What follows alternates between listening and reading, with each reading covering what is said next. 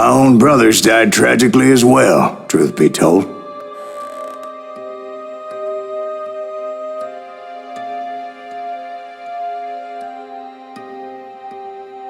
It was 1868, and me and my older brothers were pulling a tidy profit running cattle into Juarez, Mexico. One night after my brothers retired for the evening, I found a little poker game in a cantina with a couple of cowboys. And I just couldn't lose. I even won an old Spanish coin that had to be 100 years old.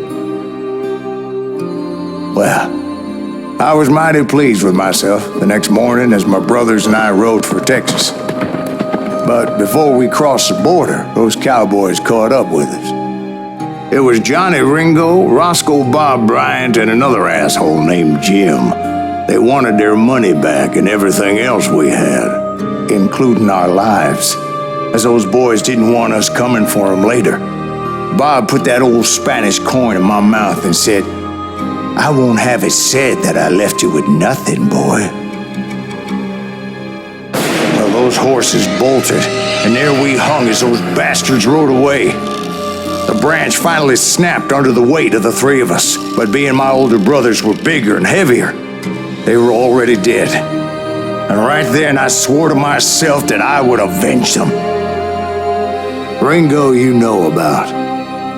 But Bob eluded me, until I heard he was riding with the Wild Bunch.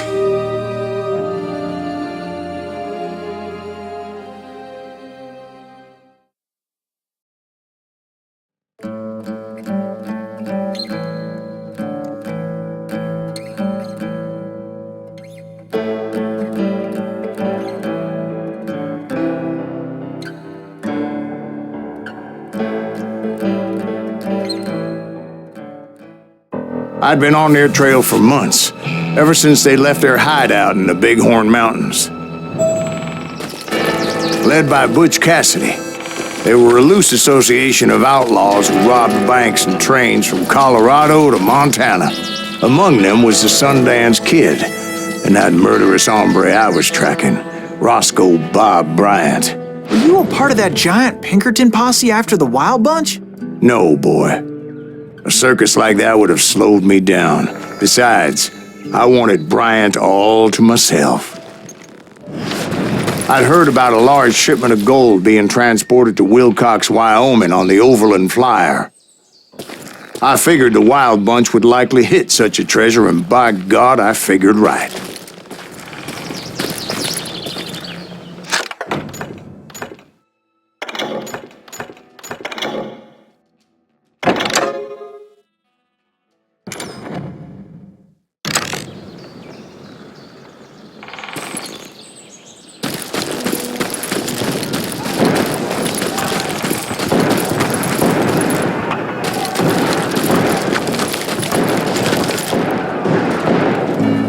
They blew the bridge with the intention of forcing the train to stop. Well, I assumed the Wild Bunch was likely in the still intact part of the train high above, so I had no choice but to make my way up through the passenger cars dangling down. I was determined to make that sumbitch Bob pay for what he did to my brothers.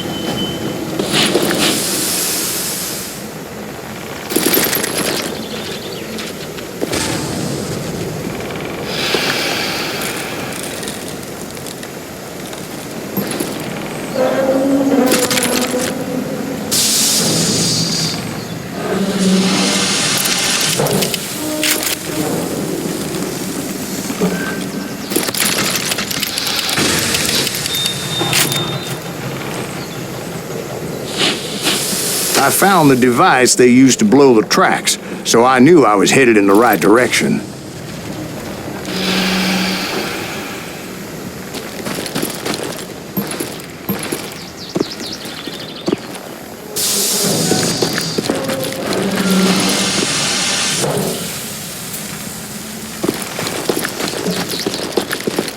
My ears are still ringing from blowing up that bridge. What'd you say? I can't hear a goddamn thing. Well, I made my way off unscathed and came upon a few members of the gang and had no choice that but son to of a dispatch them. Is that a goddamn Pinkerton? From there, I had to negotiate an even more precarious route.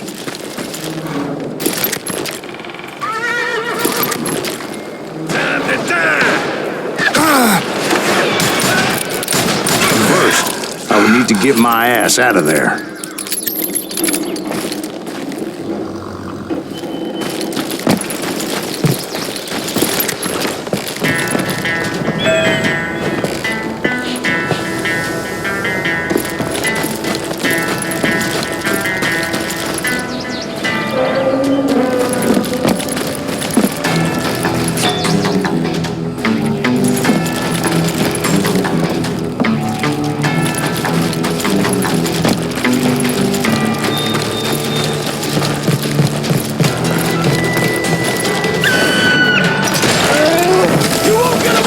Jumped from the frying pan into the fire as the train was clearly fixing to fall.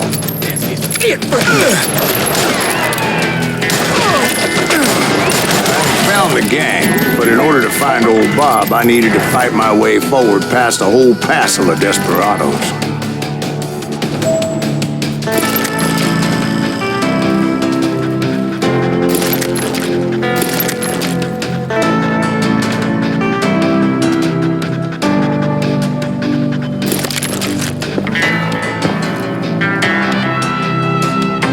Outside, inside, anywhere I could, I made my way towards my prey.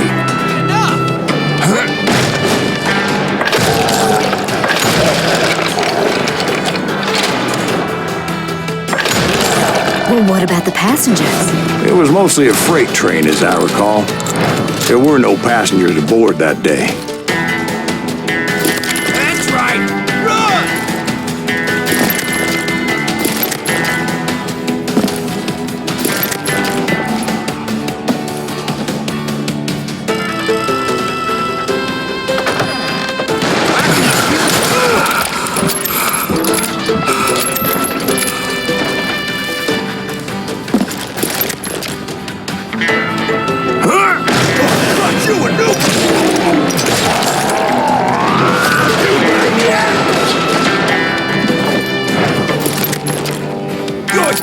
You hear me?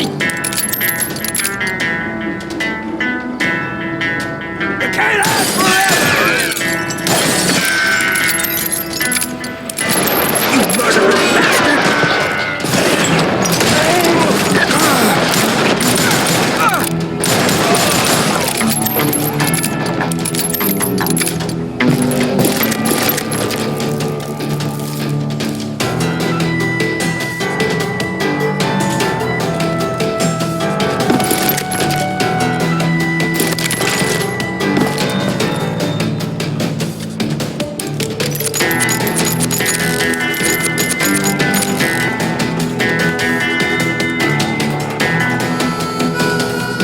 As I mentioned before, I am not fond of heights, but I was too busy dodging bullets to worry about falling to my death.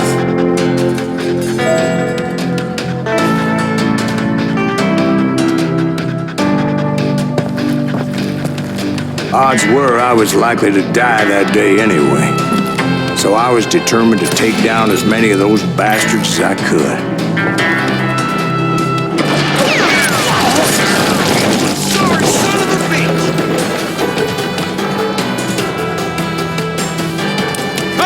Yellow bastard!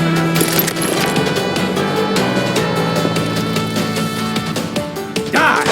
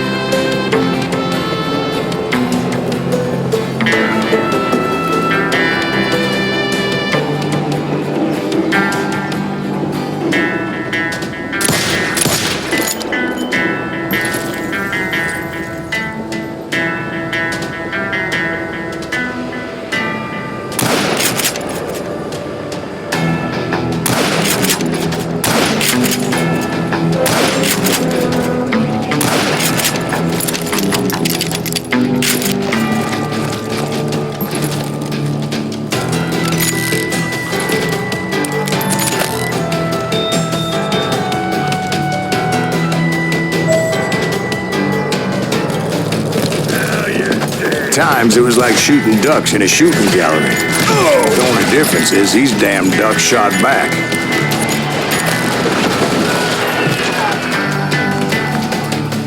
Can't believe you did this!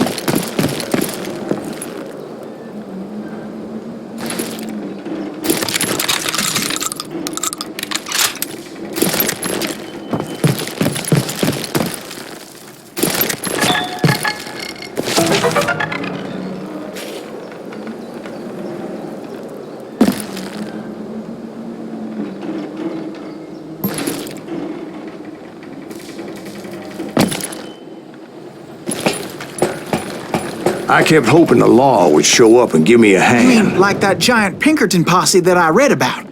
Did they come riding in, guns a-blazing to help?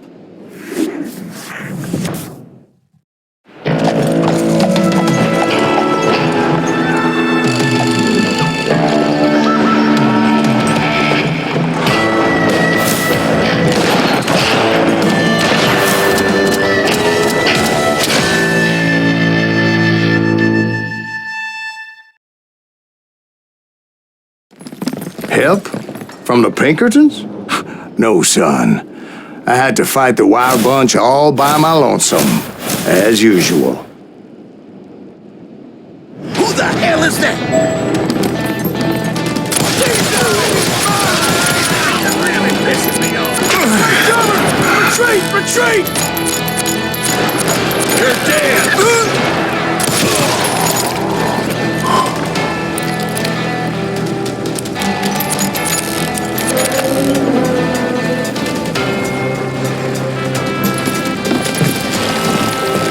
He's killing everybody! Ready to meet your fate. They'll kill us all! Now you're really... I'm gonna cut you in two.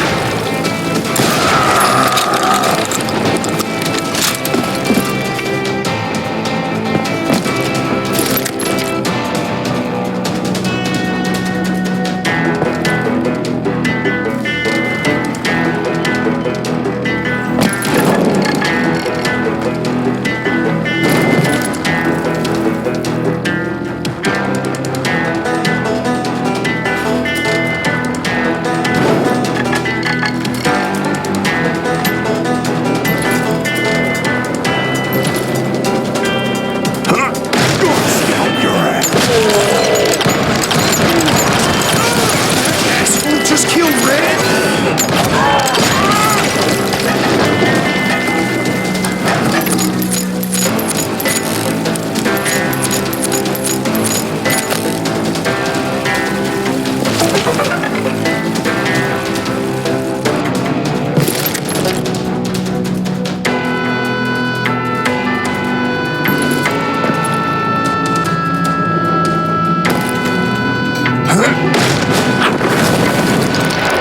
My guess is those dime novels didn't portray this as it happened, did they?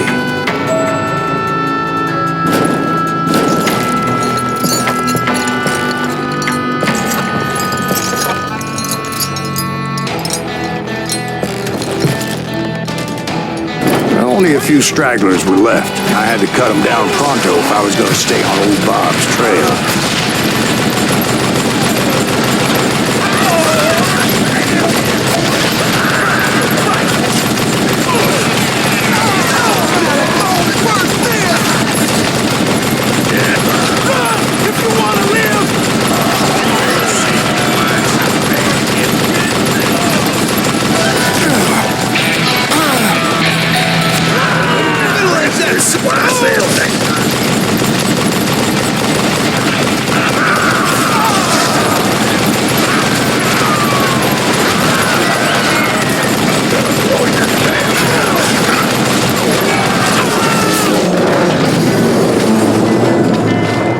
Once I silenced all those guns, I went searching for my nemesis, determined to finally have my justice. But the only survivor who welcomed me was George Flat-Nose Curry. Who was he? The fastest gun in the gang. Right after Sundance, I mean. And Kid Curry, and maybe Elsie Lay. Though some folks might dispute that.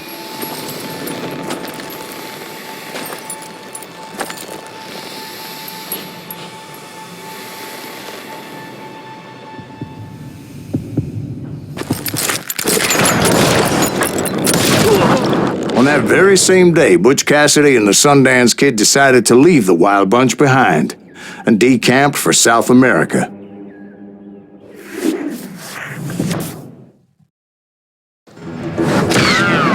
They ended up living down there for many years, but I'm sure you already know all about that.